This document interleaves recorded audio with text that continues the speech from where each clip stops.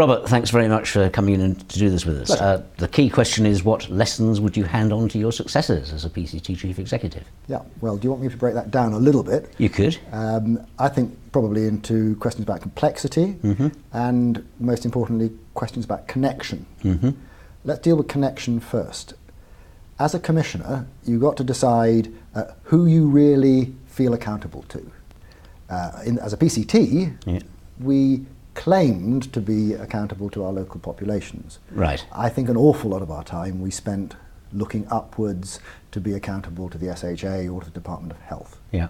And so if CCGs are really going to work in a way in which the reforms intend and which give them an opportunity to be different, I won't say better, but different from PCTs, then they need to spend a great deal of effort and energy connecting to their populations. Right. It almost sounds as though you're saying you have to have a mission of your own that you cling to regardless of what the system's doing to you. I certainly think that you've got to find something that you really care about, not something, you have to care about what you're doing and connect it with where you sit with your local population.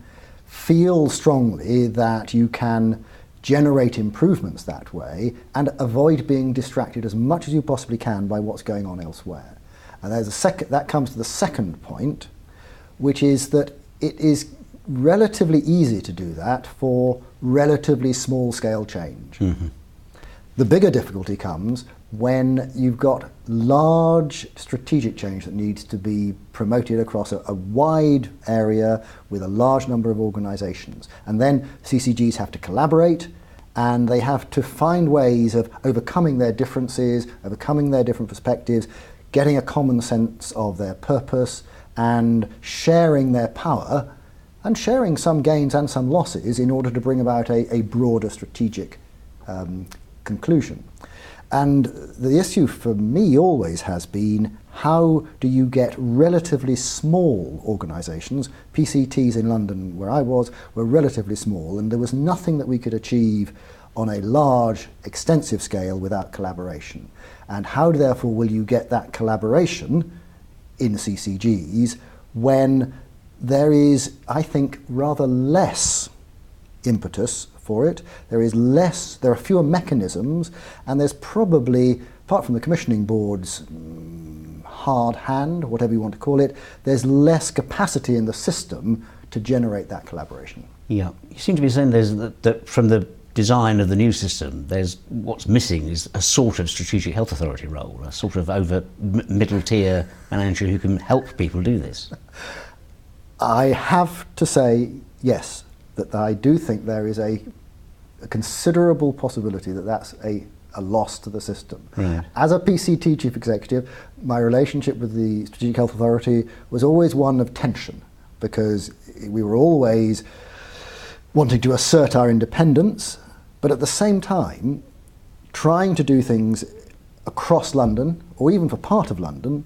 We absolutely needed somebody to help us come together and to give us a sense of broader strategic direction, which Healthcare for London actually was really, really helpful in doing. Without it, I don't know whether it comes naturally. I suspect it doesn't come naturally to GPs working in CCGs, but I may be proved wrong. Right, but one of the things you said to me when we did the original interview for this was, you were there for 9 years, which is kind of rare in itself. It's a long period of time. And that it took a long time to build the relationships with the council, the community groups, and to make the progress you did. And there was also something about the pace of change, that it was frustratingly slow. Terribly, yes.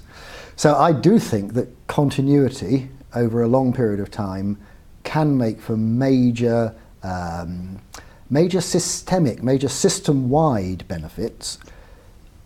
In a hospital, it comes about because doctors tend to be in a hospital for a long time, managers change, there isn't that confidence. In relation to commissioning, building up relationships with the council, with local voluntary groups, and then using that time and energy to forge some kind of common purpose. Over 8 or 9 years, we managed to develop, well, the thing that really persuaded me of this was that in the end, we managed to persuade the local population that it didn't have to have a stroke unit in its local hospital. Now, that doesn't sound a huge achievement, but it was a major sense of satisfaction because it had been such a long struggle to get people to see that there had to be some kind of change to the acute hospital configuration. And that it was better for them to have a hyperacute stroke unit further down the road that would provide better care. Correct. Yeah. That was the argument. Yeah. But these things take an awful long time, and you have to build up all the parties to the argument.